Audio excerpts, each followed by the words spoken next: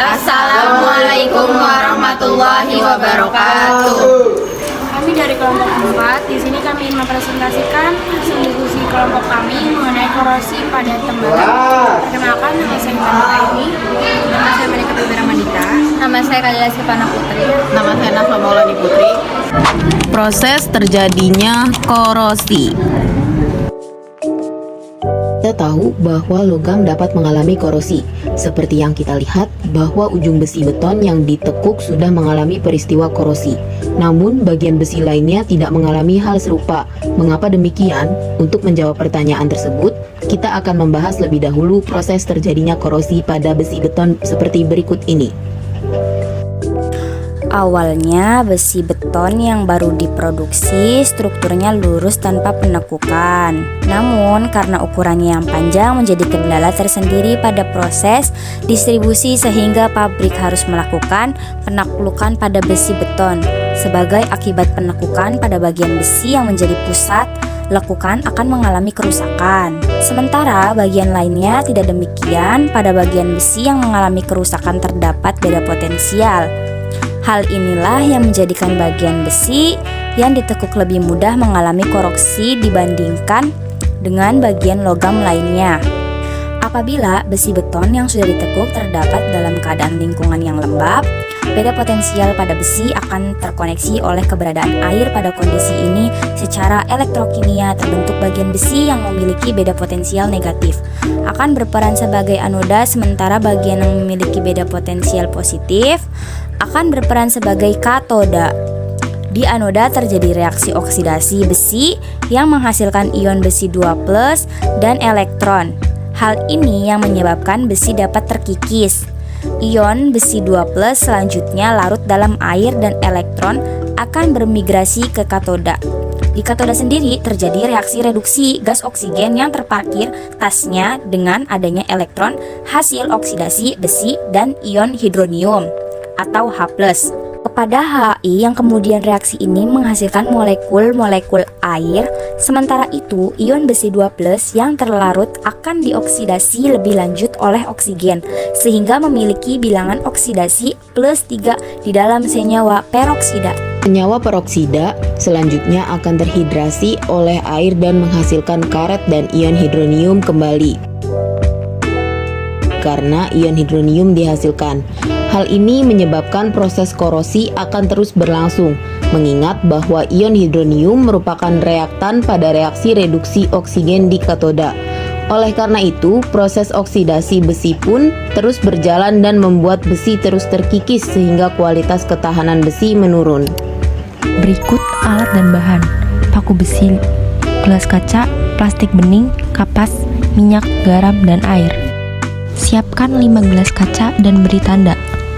Gelas A kosong, gelas B berisi kapas, gelas C berisi air, gelas D berisi minyak, gelas E berisi air garam. Langkah pertama, masukkan satu paku ke dalam masing-masing gelas. Lalu tutup gelas A, B, dan D menggunakan plastik bening. Pengamatan kimia minggu ke-1. Gelas A kosong. Perubahan warna pada paku kecoklatan sedikit terjadi korosi di semua bagian. Gelas B kapas. Kapas bersih, paku tidak ada perubahan. Gelas C air. Air terlihat kotor, warna berubah menjadi sedikit kekuningan atau keruh. Paku korosi menyeluruh, air sedikit berkurang.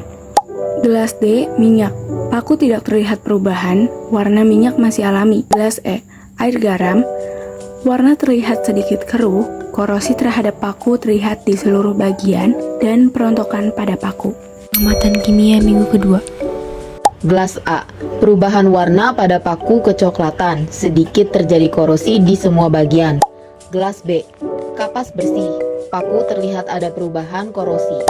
Gelas C, air terlihat semakin kotor, warna berubah menjadi coklat keorenan atau keruh, paku terjadi korosi menyeluruh dan air sedikit berkurang.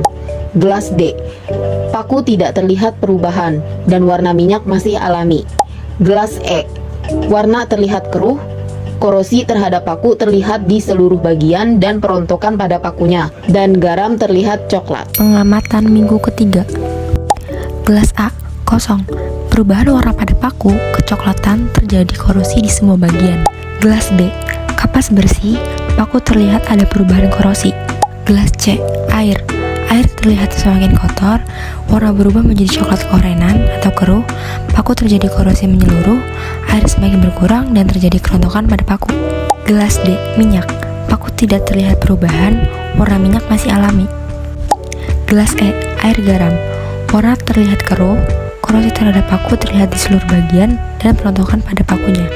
Garam naik ke atas air dan menempel pada pinggiran gelas. Garam menempel pada paku. Pengamatan minggu keempat. Gelas A, kosong. Perubahan warna pada paku kecoklatan terjadi korosi di semua bagian. Gelas B, kapas. Kapas bersih, paku terlihat sedikit ada perubahan korosi. Gelas C, air. Air terlihat semakin kotor, warna berubah menjadi coklat keorenan atau keruh, paku terjadi korosi menyeluruh, air semakin berkurang, terjadi banyak kerontokan pada paku. Gelas D, minyak. Paku tidak terlihat perubahan, warna minyak masih alami dan warna paku juga masih alami. Gelas E, air garam. Warna air terlihat sangat keruh, korosi terhadap paku terlihat dari seluruh bagian dan paku pun mengalami perontokan yang sangat parah. Warna garam terlihat sangat coklat keorenan, garam naik ke atas air dan banyak garam yang menempel pada pinggiran gelas dan semakin banyak garam menempel pada paku. Sekian video presentasi dari kelompok kami, kurang lebihnya mohon maaf. Wassalamualaikum warahmatullahi wabarakatuh.